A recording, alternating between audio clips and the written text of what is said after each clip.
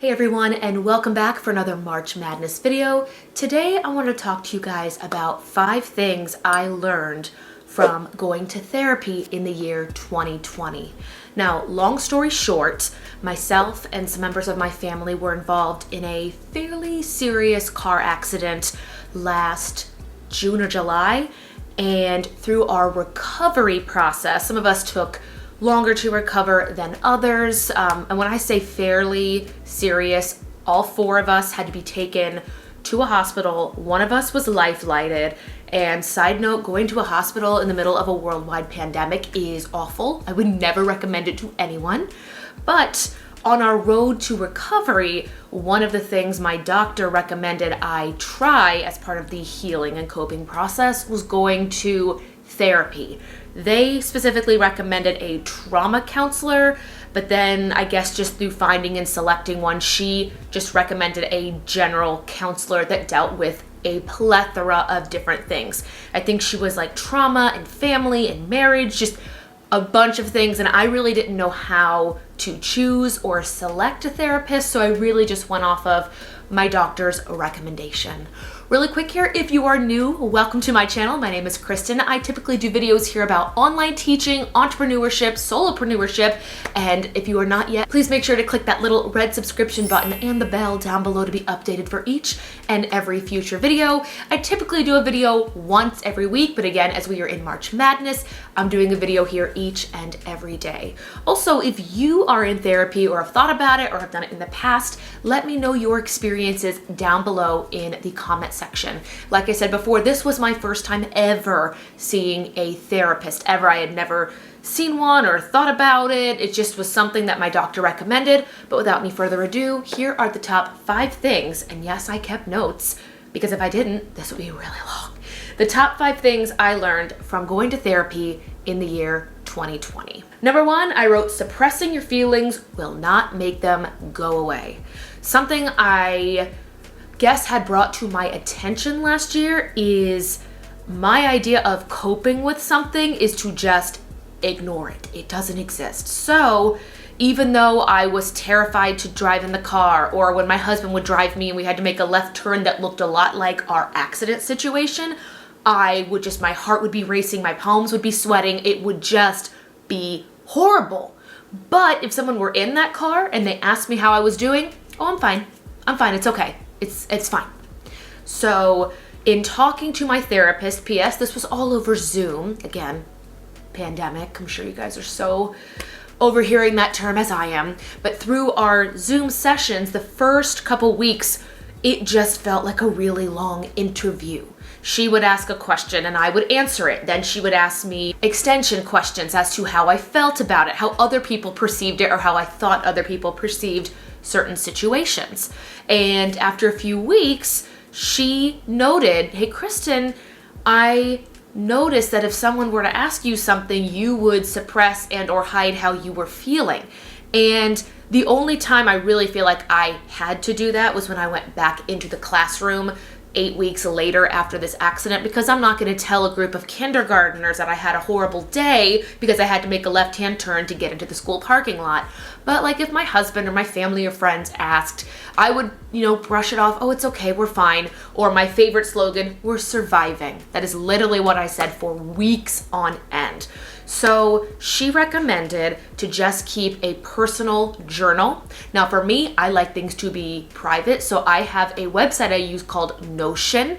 It's kind of like a Trello sort of thing, and whenever I would like to write or just get my thoughts down, I will go to the Trello, I'll open the journal tab. It's all there for me. It's like just a big digital notebook, and I can go to the journal tab, click it, and I can write, today I had to wait in the left-hand turn lane, and anytime a car came up behind me, I inched forward a little bit on my car and I was extremely uncomfortable and anxious. So I was just write down, here's what happened and here's how I felt. So even if I was suppressing it verbally in my workplace, I at least had another location that I was writing out how I was really feeling. And then my husband and I, and then close family and friends, we would just sit down and I would say, here's how I'm feeling. And then honestly, all of this suppression really came to the forefront when I had to sit down and for lack of a better term, testify as to what happened that day. I thought I was okay, but having somebody, oh, see, you'll do it here too. It's good. Having somebody ask you to relive that day in very explicit detail is a lot. And even if on an everyday basis you're okay and you can say, hey, we're okay now, we have started our health journey, our road to recovery is nearly done, going back and reliving that day, I am now okay admitting that I might never be okay talking about that exact day. Yep, we're gonna have to edit this. Awesome. So after all that rambling, number one is recognizing that suppressing your feelings will not make those feelings go away.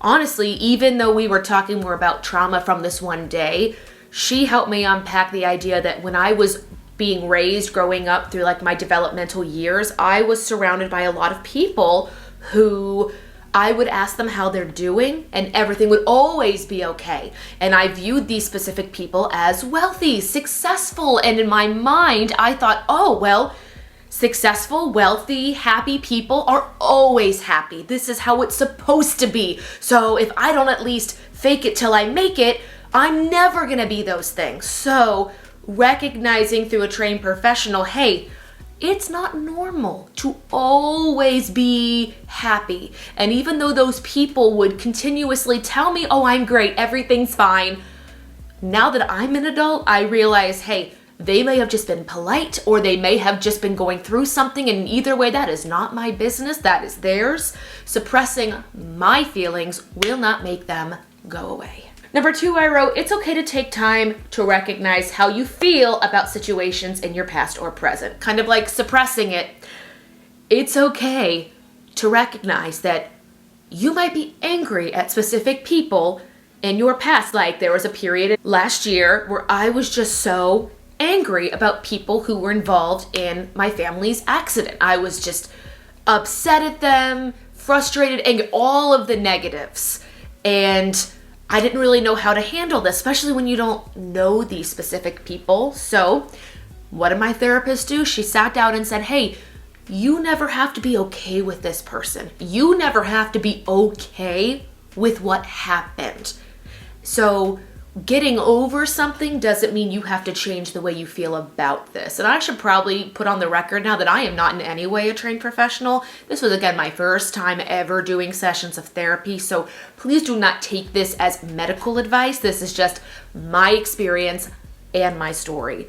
But taking time to realize, hey, you don't have to ever be okay with that day in July. You never have to look back and say, you know what? Wasn't the best day, but it was okay. You can always look back and say, that was horrible. I hope to never have it again. And while I'm sure these people never intended to hurt my family, I am okay with, how I feel on this day. But I'm not in contact with them, nor they to me. So we are just going to put our blinders on and move forward when looking at the situation. And again, not suppressing any feelings. Number three, I wrote, it's okay to not be okay. I would say about a 3-month period between August and maybe October, November, I was still recovering from this incident, going to therapy, suppressing my feelings because there was a heck of a lot of other things going on when you're going in to teach in person during 2020. Like my district went back 5 days a week in person. There was no hybrid, there was no remote, it was in person every day. So half of the time it was really great because it was something to distract me. But on the other hand, it was just adding new levels of anxiety and stress. Like I've mentioned previously in this video, my commute to school has a driving situation that imitates to a T where we were in our accident. So whenever I was on a 2-lane road and I had to stop my lane with a blinker on to turn left onto the private property that is my school building, whenever I saw a car coming up behind me, I was not okay. And I kept thinking, when am I going to be okay? What is wrong with me? And again, over time and sessions, my therapist just looked at me through the Zoom screen and said, hey, Kristen, it's okay to not be okay. Sometimes when you're not okay, it will make the moments when you are happy be more appreciated. And that took a little bit of time to sit with me, but then as time went on, I realized on days that I was really happy, I would lay in bed that night and just say, you know what, it felt really nice to just be happy. Or it felt really, I guess for lack of details, I would appreciate moments in our recovery more because I wasn't focused on being happy on an everyday basis. So when those moments came, I was more appreciative of them. So just like I am right now, it's okay to not be okay. It's okay to cry in your YouTube video if you're willing to go back and edit that out, because no one wants to see that. It really is okay to not be okay. And when you do have a good day, it might just make you a little bit more appreciative that you had it. Number 4, I wrote, make time to unplug from your surroundings. This is not an option. It should be viewed as required. Yes, there was a moment in my recovery process where, if you've been on this channel, you would notice that in late July and August, I was pumping out videos left and right. I was scheduling out school and VIP kit classes left and right because my brain saw it as, if I am chugging away at something else, I am not dealing with the things that have currently happened to me and my family. So I would book myself, I'm a big Google Calendar person. I would book myself as though I were working a 40-hour week from home. This was before school started, but I would be up, I would teach, I would plan, I would film, I would do all of these things because if I was go, go, go, there was no time to stop and think. And now, yes, we would have meetings with my family. We'd have to set up doctor's appointments and we were getting legal counsel and all of that. But outside of those required meetings, I would book myself solid. And I remember my therapist one day just turning to me like she always did. And she would just say, Kristen, when is your downtime? When is this? And I would say, oh, I have downtime. I have a skincare routine. And then I'll go and lay in bed. And she said, no, when is your downtime not to put yourself into a REM cycle? When is just your time to be unplugged, to not be drafting a video, not be writing a letter to my email list, to not be designing. I would make little course guides and give things out to people in my community to help them. And I didn't have an answer for her. So she said, keep doing things your way. You can calendar block the crap out of this suggestion, but calendar block downtime. Just write the words downtime in your calendar, and then when that time comes up, yes, I'm looking in the viewfinder to fix my hair. Decide what it is in that moment that you want to do that is not work. And I asked my husband for help on this, and he has helped a lot. We have decided that we now cook dinner together. We have been watching television shows together. It's been a really nice, couples thing to do. Again, if you're new here, my husband and I were married under 5 months when the pandemic started. We have been debating doing a video here in the March Madness series talking about being a newlywed couple in the pandemic. If you have any interest, give this video a thumbs up. Let me know questions down below. But making time to unplug and just exist has been very helpful. Now that I've gotten a lot better at this, I play PlayStation 5 games with my husband. I can do at-home Zoom classes. I just got a mat to start trying strength training, and I'm playing a game on my MacBook called Stardew Valley. It's kind of like The Sims and Animal Crossing had a baby, and I play it, and I'm obsessed with it, and it's currently a snow day the day I'm filming this, and you better believe there was a 2-hour period this morning because it was a snow day and I had no immediate work. I drank my coffee and I played Stardew Valley. And number 5, I wrote, your happiness is no one else's job but yours, and it is honestly a state of mind.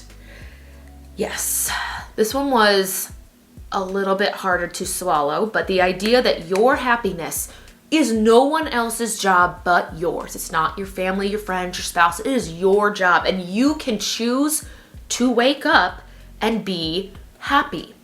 I got slapped in the face with this idea. Man, I'm just gonna cry today. When one of my coworkers in October got diagnosed with breast cancer.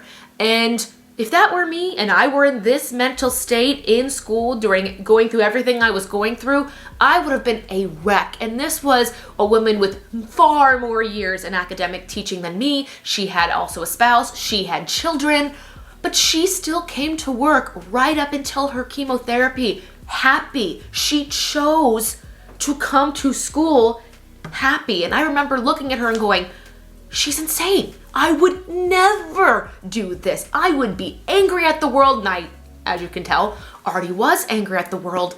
But just seeing somebody who still showed up, put the effort, towards her community, her school, her students, and she chose to be happy. She even came in during her long-term sub. When the sub was there to teach, she would come in and help with grading in between her radiation sessions towards the end of her treatment. She is now back full-time at my building. But I just remember telling my therapist about this and her saying, well, if you can watch somebody twice your age, she might not be twice my age, please, I hope she's not watching this, but if you can see somebody older than you who has, children and a little bit more that she's responsible for than you, choose to be happy, here's the exact question. What can you do, Kristen, to choose to be happy? And that's when having a good solid morning routine, having the TV show series to look forward to with my husband, still moving my body and being active, because we also learn that the days I work out, I am less likely to have anxiety, to cry for no reason, simply for the state of the world. Those only happened on days I did not work out. So, correlation here, working out, endorphins, happiness, like that Legally Blonde scene, only without Reese Witherspoon. But those are my top 5 things I learned from attending therapy in the year 2020. I did put a final little star at the bottom of my entry, and I wrote, through my experience, I have learned and want to make it known that therapy is not for mentally ill or weak people. There are plenty of highly successful people who attend therapy on a regular basis just to keep their mental health up to code. I wrote that? Good for me. But yes, I know there's a stigma around people that go and get a therapist like they're not mentally together or they're weak. But in all honesty, don't people who are wealthy or high up in their business seek counsel for, their next move or how they're doing? How is that any different than having a therapist or somebody to bounce ideas, experiences, or your personal thoughts with? So that is just my thought, my opinion. Let me know yours again down below in the comment section. Of course, if you've not already done so, give this video a huge thumbs up. Make sure you're subscribed, and I'll see you guys tomorrow for another episode here for March Madness.